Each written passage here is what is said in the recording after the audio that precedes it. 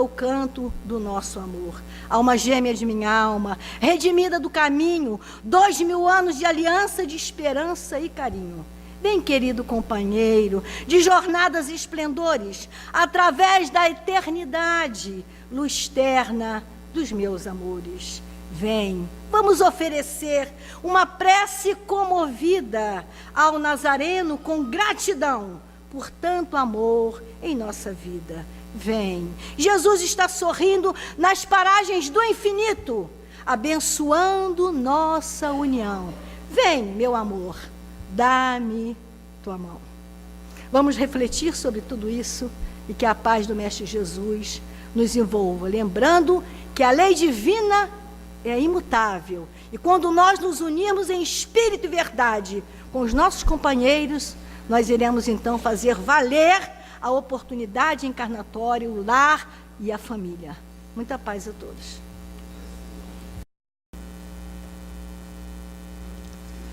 Tem água, tem água.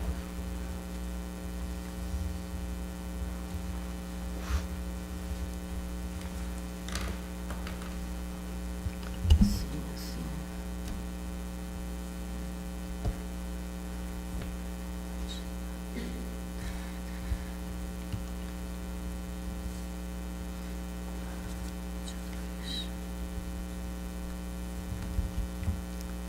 Bom dia, que a paz do Mestre Jesus envolva a todos nós nesse momento e que possamos aproveitar a oportunidade de estarmos na Casa Espírita, a oportunidade que temos de reflexão do Evangelho de Jesus. Todos nós, quando chegamos à Casa Espírita, é porque a dor está bem severa. A doutrina dos Espíritos nos convida a uma reflexão mais profunda. E nós ainda, seres terrenos, fugimos um pouco dessa reflexão. Então, aqui nesta hora em que aqui nos encontramos, buscando os recursos da espiritualidade maior e amiga, nós rogamos a Jesus, aos benfeitores espirituais desta casa, aos mentores de cada um, que trouxeram cada um de vocês aqui, como trouxeram a mim também, e ao doutor Herman, para que a gente possa iniciar a reflexão desta manhã. É uma reflexão muito difícil. Fala, não separeis o que Deus juntou. Capítulo 22 do Evangelho segundo o Espiritismo, onde ele diz da indissolubilidade do casamento. Difícil nos dias de hoje, né? No entendimento dessa lei que nos conduz a uma reflexão e o que? A agradecer a oportunidade e aprender com essa oportunidade encarnatória, principalmente em lidarmos uns com os outros. Todos nós queremos e almejamos a felicidade, isso é fato. Mas uma felicidade, ela precisa ser construída. E como que se constrói? Com responsabilidade, né? A responsabilidade em assumir uma vida, uma relação a dois. E a partir de então, estarmos aparando as arestas da ignorância, do egoísmo, do orgulho e das maledicências. E como é difícil para nós? Muito difícil mesmo, é difícil mesmo. Então ele diz para a gente aqui, no item 1, de não separeis o que Deus juntou, no capítulo 22. Alguns fariseus também vieram para junto de Jesus para o tentar. E lhes disseram, é lícito a um homem repudiar sua mulher por qualquer motivo? E ele lhes respondeu, não lestes que aquele que criou o homem, desde o início os fez macho e fêmea? E que lhes disse, por esta razão, o homem deixará seu pai e sua mãe, e se ligará à sua mulher, e serão os dois uma só carne. Assim, eles não serão mais dois, mas uma só carne. Que o homem, portanto, não separe o que Deus juntou. Por que então, replicaram os fariseus, Moisés ordenou que o homem desse à sua mulher uma carta de separação e a repudiasse?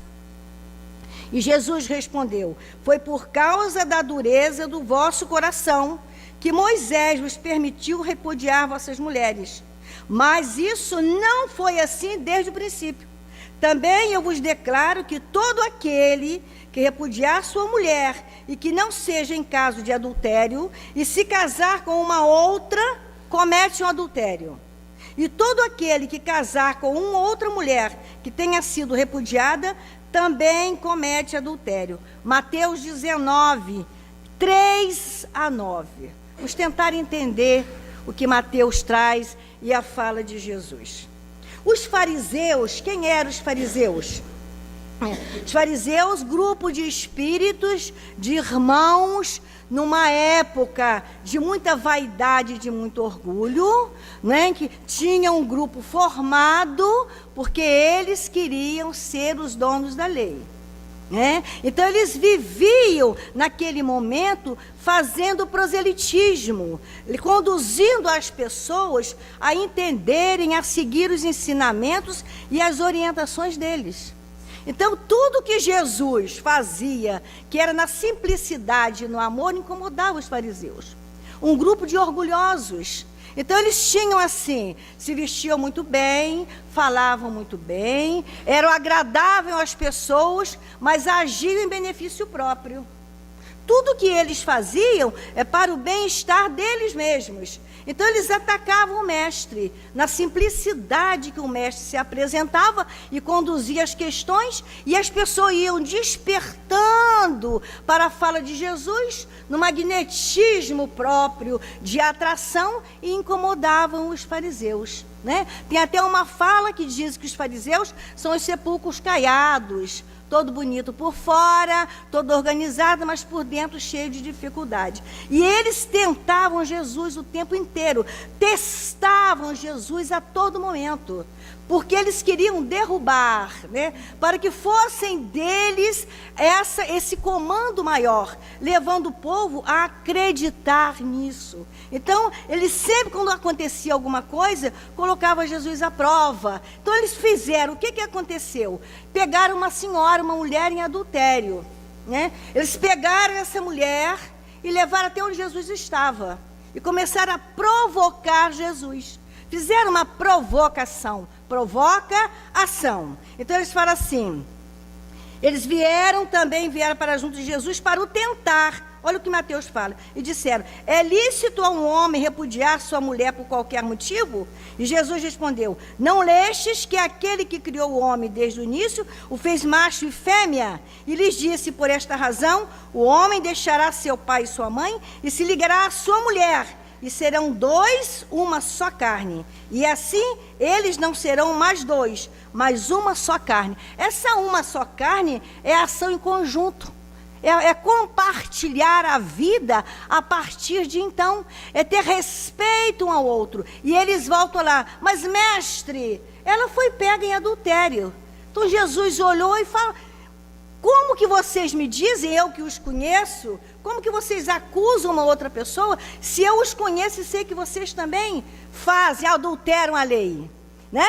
Então eles começaram a denegrir a imagem daquela mulher. Jesus traz então aquela mulher para junto dele e começa a falar: mulher, por que estás aqui? Senhor, esses cidadãos, esses homens, essas pessoas me trouxeram até aqui. Ele falou assim: que fazes tu? Estás amedrontada? Né? E ela: não, Senhor, não estou amedrontada, porque eu tenho o Senhor diante de mim nesse momento.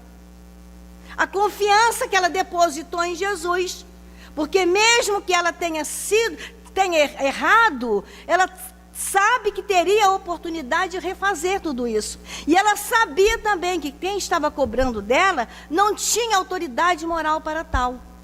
Olha só que interessante. E Jesus então coloca: aquele que tiver, que estiver sem pecado, que atire a primeira pedra. Todos nós conhecemos disso. Então, eles diz também João, que os mais velhos foram saindo primeiro, depois os outros foram saindo, porque identificaram a pureza de Jesus, o amor de Jesus. Mas Jesus prepara esse ensinamento, né? Para que a gente pudesse entender e nos harmonizarmos em cima disso, veio que Moisés, que veio trazer uma lei para nós.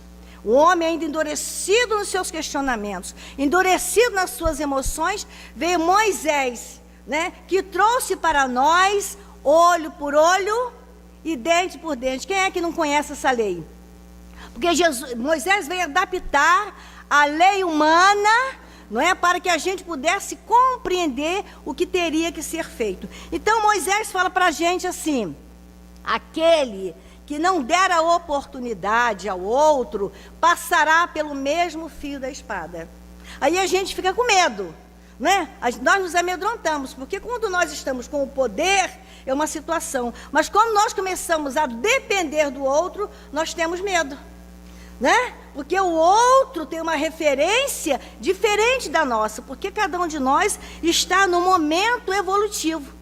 Moisés vem e traz os 10 mandamentos. Os 10 mandamentos de Deus, que é uma lei imutável, e ele coloca também, em paralelo aos 10 mandamentos de Deus, né, os mandamentos de acordo com o tempo e com o nosso entendimento. E ele vai ajustando essa lei para que o homem volte para si e para que o homem se conheça. É uma das maiores dificuldades nossa, é olharmos para nós e nos conhecermos. Nós temos essa dificuldade, porque quando alguém vem e aponta um erro nosso, o que a gente faz? Eu fiz isso por conta daquilo. A gente tira sempre a responsabilidade e acusa o outro. Então Moisés traz para a gente assim: não é assim. Se você foi pego nesse momento, você vai ter que responder pelas suas escolhas. E os fariseus aproveitavam isso. Vocês acham que existe ainda hoje fariseus? Existem bastante, né? Bastante fariseus ainda no dia de hoje. Por quê? Porque eles querem o bem-estar próprio e não querem entender o outro. Mas Jesus dá essa possibilidade à mulher adúltera. E ele chama a gente, olha só, apenas os laços de afinidade espiritual, que são laços verdadeiros. Os laços que nós construímos sem nenhuma responsabilidade ao nosso bel prazer, ele é perecível. Então, quando a gente começa a se encantar por alguém, no caso que ele coloca aqui para a gente, nós precisamos identificar o que nós temos para oferecer e o que o outro traz de bagagem para oferecer a mim. Por que eu me encantei por essa pessoa? Né? Por que mesmo eu vendo as dificuldades que ele traz, eu quero assim mesmo estar junto a ele? O que me atrai para o outro? Né? Porque ele diz para a gente que o casamento é uma lei para que as almas se afinizem e procriem, porque aqueles que desencarnaram precisam retornar. E no nosso planeta ainda é através do casamento. Né? Nos planetas mais evoluídos não precisa, né, dessa conjunção carnal. Né, pelo pensamento, é uma estrutura diferenciada, mas aqui ainda é. Por quê? Porque nós precisamos avaliar e aprendermos a viver uns com os outros. Está na lei da sociedade, nós precisamos aprender a viver em sociedade. Então a gente vem do momento primitivo, na 776 no Livro dos Espíritos, Kardec pergunta assim: o estado de natureza e a lei natural são a mesma coisa? E os espíritos respondem: não, o estado de natureza é o estado primitivo. A civilização é incompatível com o estado de natureza, enquanto a lei natural contribui para o progresso da humanidade. Então, no estado de natureza, nós estamos nos nossos primeiros momentos. Nós hoje, mesmo que estamos em 2017, nós vivemos ainda muito primitivamente. Porque o homem ainda está muito egoísta nas suas escolhas. O homem está primitivo nos seus sentimentos. Porque ele deixou que desenvolvesse o quê? A vaidade e o orgulho. No estado de natureza, como a gente pudermos, assim, reportar aos nossos irmãos indígenas, por exemplo, né? Está lá numa região afastada, se bem que hoje o progresso chegou bastante lá. Mas eles começando a identificar o porquê da vida e a sobrevivência. Então, o homem, num estágio onde ele tinha que desenvolver para sobreviver, porque é inato a sobrevivência, né, ele começou a entender como que se faz. como que faz o fogo, como que junta uma pedrinha com a outra, né? Começou a entender que se ele fosse lá tomar um banho naquele rio que estava disponível, ele ia ficar bem. Começou a entender que se plantasse alguma coisa, ele podia se alimentar. Começou a caçar e a pescar. Tudo aquilo que era bom para ele, ele começou a deixar só para ele. E desenvolveu aí o egoísmo.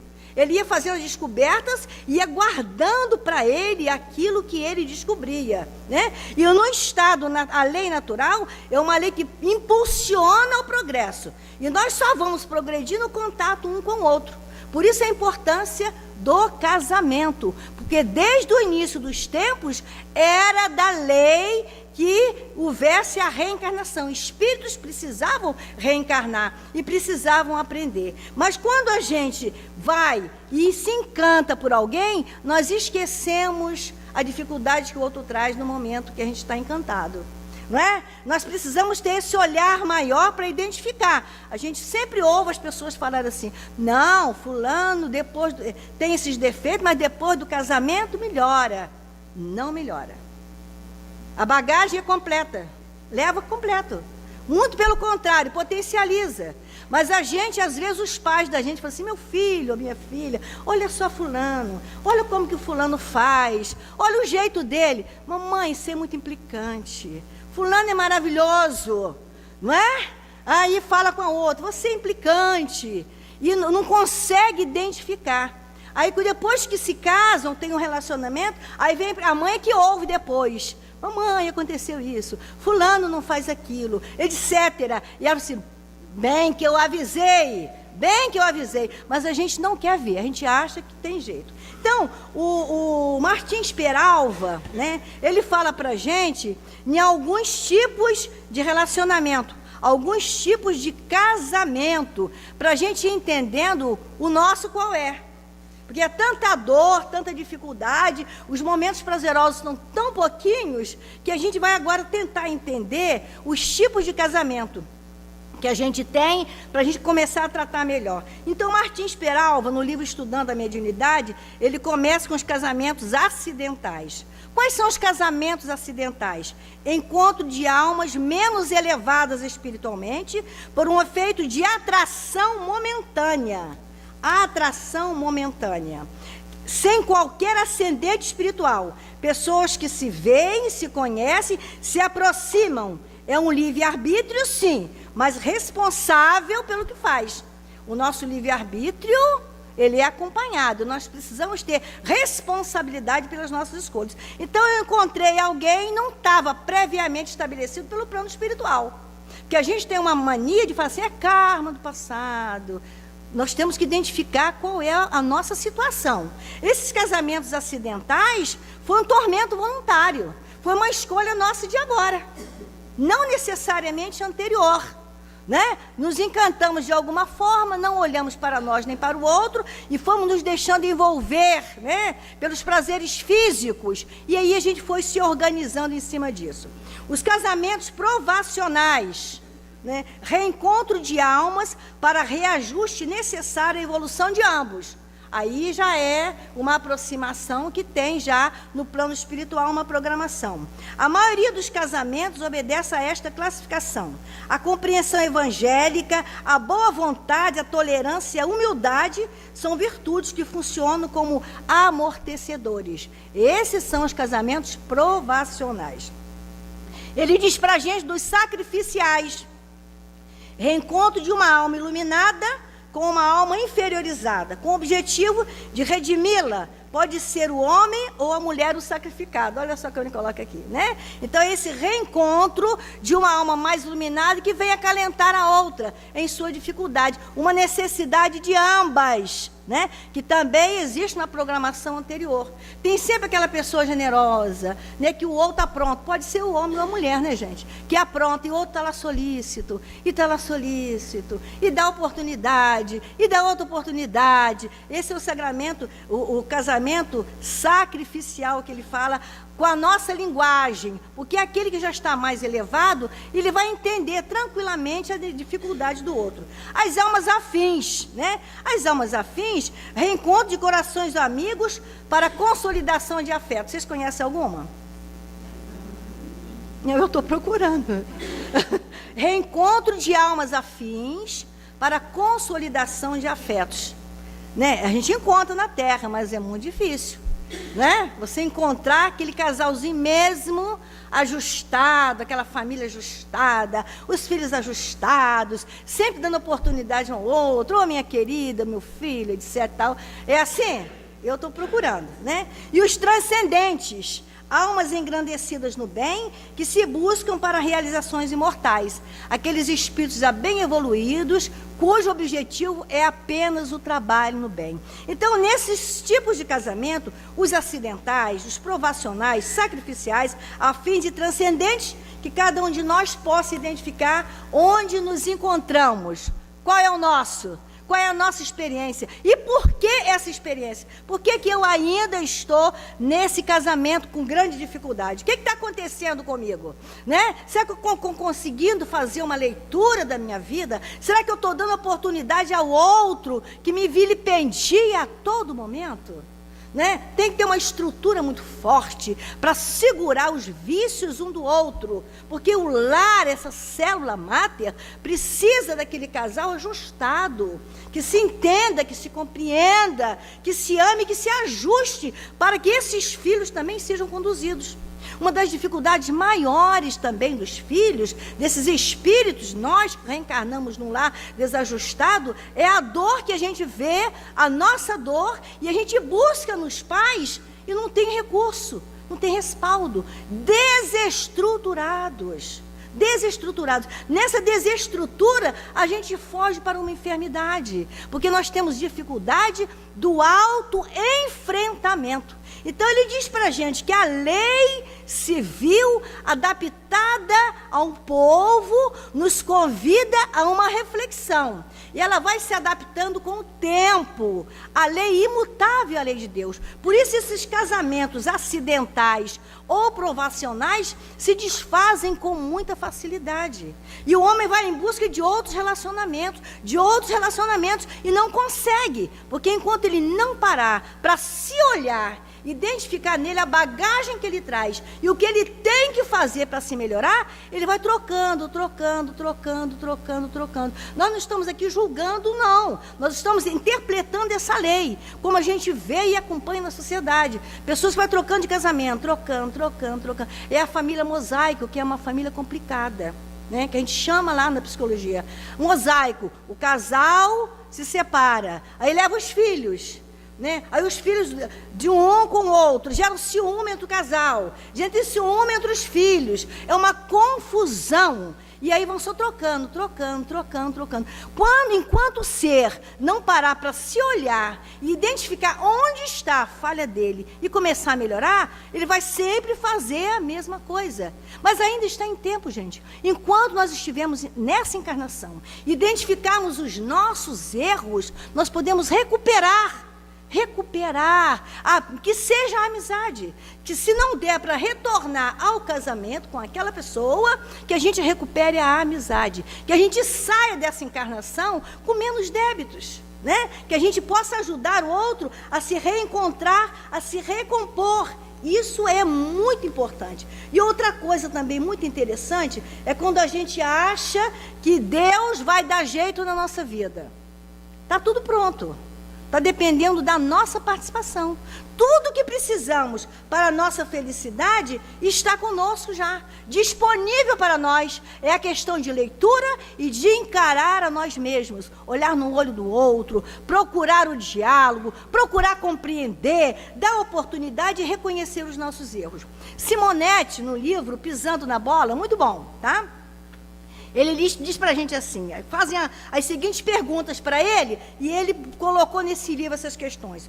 Como ser feliz no casamento? Ele diz assim, sendo feliz antes dele. A felicidade é uma realização pessoal.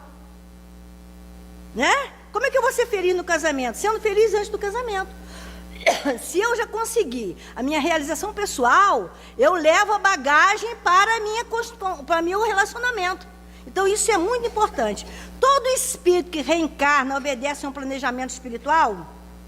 Genericamente, sim. A reencarnação é um programa de Deus para a nossa evolução. É um escoadouro das impurezas espirituais.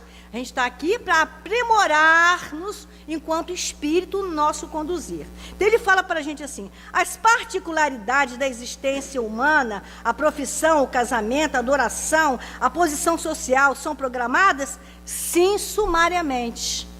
A gente vem com gênero de prova e a gente ajusta a nossa condição. A gente altera e adultera conforme aconteceu aqui, que a gente está estudando. Porque nós temos necessidade de sentir prazer. Só que com a gente, nesse sentido, a gente quer que o outro se vire lá, né? Eu quero que o outro faça tudo para mim, porque eu tenho necessidade. Não vejo que o outro também precisa e está em aprendizado. Ele diz para a gente assim: isso significa que podemos, por exemplo, ter casamentos não programados? Sim, os acidentais. Os casamentos acidentais são os casamentos que não são programados. Aqueles que são os tormentos voluntários. Eu me encantei por alguém, às vezes a gente está com a vida pronta. A gente vê tanto isso nas experiências nossas de família, né? Pessoas com casamento programado, às vezes na hora de casar separa, não vai. Falta a igreja, com um mês antes se separa. Houve uma reflexão maior de alguma forma e alguém falou assim: olha, é melhor parar por aqui. Aí é um escândalo e as pessoas falam, mas nós precisamos analisar o que levou aquela pessoa, seja o noivo, seja a noiva, a essa atitude. O que o levou a essa reflexão? Porque se é para ele casar e ter problemas maiores, ele resolveu recuar, né? Logicamente poderia ser antes, tudo bem, mas aconteceu e nós precisamos levar em consideração a atitude do outro. Precisamos trazer para o campo da reflexão o que o outro fala para a gente. Isso é muito importante. Lares tumultuados, onde há muitas brigas e desentendimentos, são fruto de uniões fortuitas ou resultam do reencontro planejado de inimigos do passado. Ele diz para a gente assim: são frutos da falta de educação. É verdade, né? Em qualquer situação, espíritos educados respeitam-se, conservando o equilíbrio e a serenidade, e assim resolvendo as questões. Não é isso? Né? Então, se eu sou uma pessoa educada, eu estou com um problema, eu vou resolver esse problema educadamente, buscando a razão, né? Então, eu não posso jogar a culpa nos espíritos e no karma. Gente, vamos parar com essas ideias, né? Casamentos não programados antes da reencarnação estão destinados ao fracasso? Não. Fracassam quando os cônjuges não cumprem os deveres inerentes à vida comum. Se não cumprem os deveres, fracassam. A gente não pode botar a culpa também no passado. É muito importante que a gente tenha esse olhar. E Joana de Ângeles diz para a gente, no livro SOS Família, excelente livro, para que as famílias leiam e reflitam, ela diz assim: há sinais de alarme que podem informar a situação de dificuldade numa união conjugal. São 7 sinais de alarmes que ela coloca, eu vou ler para a gente, né? Primeiro sinal: silêncios injustificáveis quando os esposos estão juntos. Alguém já passou por essa experiência? Ninguém? Oh, meu Deus, só eu que passei. Silêncios injustificáveis quando os esposos estão juntos.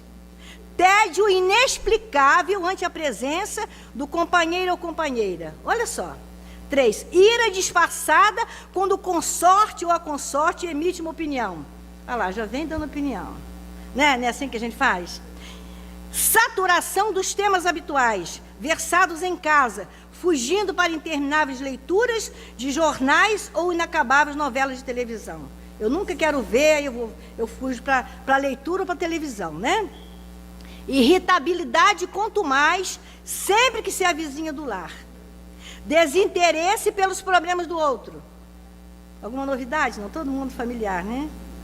Falta de intercâmbio de opiniões, atritos contínuos que ateiam fagulhas de irascibilidade capazes de provocar incêndios em forma de agressão desta ou daquela maneira. São sinais de alarme que cada um de nós, de alguma forma, está inserido aqui nessas orientações que Joana traz para a gente no livro SOS Família. E a gente vai voltando aqui, identificando, para que a gente possa finalizar, o comprometimento, o carinho, o respeito, a proteção de Jesus a todos nós, quando ele defende aqui a mulher adúltera, né? Ele diz que todos aqueles, tanto o homem quanto a mulher, né, são adúlteros sim, se não respeitar a comunhão conjugal, né? Então nós precisamos identificar e sair daqui lembrando do espírito, né, que fez, que representou a mulher adúltera. Quando esses personagens fortes, né, os fariseus, um grupo representando, Moisés, outro, né, a mulher adúltera, um espírito forte para dar esse testemunho, né, e o mestre Jesus na suavidade, agregando e compreendendo todo mundo, né. Rapidamente a gente vai lembrar quando a mulher adúltera conseguiu sair e ter uma noite de prazer com uma outra pessoa. Conta-nos a nossa querida Amélia Rodrigues, no livro Pelos Caminhos de Jesus, né, que o marido da mulher adúltera, que representava essa cena, era um boêmio. E como boêmio, no início do casamento, do noivado, ele se devotava à companheira, à esposa e ao lar. Passaram os primeiros meses do casamento, ele voltou para a boemia. Não parava em casa, trabalhava durante o dia e à noite ele ia para a boemia. A mulher sozinha, maltratada, vilipendiada, porque ele chegava a casa de madrugada, bêbado, com uma série de questões, não ajudava em nada, mas tinha um vizinho que a espreitava. Olha que personagem forte. A época de Jesus dá esse testemunho, gente, é muito forte. Deixando para nós hoje essa grande reflexão. E ela honesta, uma pessoa boa, mas todo dia, vilipendiada pelo marido, sozinha na região em que se encontrava, e esse vizinho ali espreitando-a. Num determinado momento, depois que o tempo passou, ela acabou cedendo aos encantos desse vizinho uma única vez. Mas nós temos sempre uma nuvem de testemunha, nós não podemos esquecer isso. Nós temos uma nuvem de testemunha. Alguém viu e pegou a mulher junto com aquela equipe do grupo de fariseus, e levou até Jesus aquela mulher. Senhor, nós pegamos essa mulher em adultério. E ela olhava para o Senhor desesperada, porque ela falava mesmo, eu fiz tudo para ser digna, foi apenas um deslize, e como deslize eu mereço uma oportunidade, mas eles não quiseram saber. Por isso que Jesus falou, aquele que estiver sem pecado atire a primeira pedra. Todos foram saindo, e ela ficou sozinha, e Jesus ficou lá, e ela procurou Jesus para conversar com ele, e ele atendeu com toda a paciência. Algumas pessoas falavam, mas o Senhor está ouvindo uma mulher de má vida? Estou ouvindo sim. Todos têm direito a se recuperarem. Todos têm direito a uma nova oportunidade. O tempo passou, o marido abandonou a casa, o vizinho também foi embora. Houve uma dificuldade no ambiente, uma revolução no ambiente, uma revolta na cidade. E ela começou a seguir Jesus. Foi seguindo o mestre, por onde ele passava, ela estava junto a ele. Até que ela foi para uma casa onde albergavam pessoas, onde acomodavam as pessoas. O tempo passou, o marido contraiu a hanseníase. O vizinho, que também a vilipendiou, a encantou, também contraiu a hanseníase. E eles saíram perambulando pelo tempo, pelas ruas, pelas cidades, como mendigos, né, mal cheirosos, na dificuldade, foram andando, famintos, doentes, arrastando-se, e ela trabalhava nessa casa, recebia as pessoas que chegavam, levava para o banho, para a sopinha, e falava de Jesus para as pessoas. Esse era o trabalho dela, devotou a vida a Jesus, que a defendeu e que acreditou e deu a oportunidade, ela aproveitou essa oportunidade. Os tempos passaram e os dois perambulando, chegaram até esta casa. O nome desse texto, dessa fala real, é Encontro de Reparação. Está no livro Pelos Caminhos de Jesus, né? Então, ela começou a receber as pessoas, até então ela não sabia. o marido dela à época bonito, né? Agora todo cheio de chagas, pela hanseníase, acabado, faminto. Então ela recebe essas pessoas, que era o trabalho dela. Levou lá para tomar um banho, trocar uma roupa limpinha. Na hora da sopa, ela começou a falar de Jesus. Quando ela começou a falar do amor de Jesus pelas pessoas, um deles se revoltou.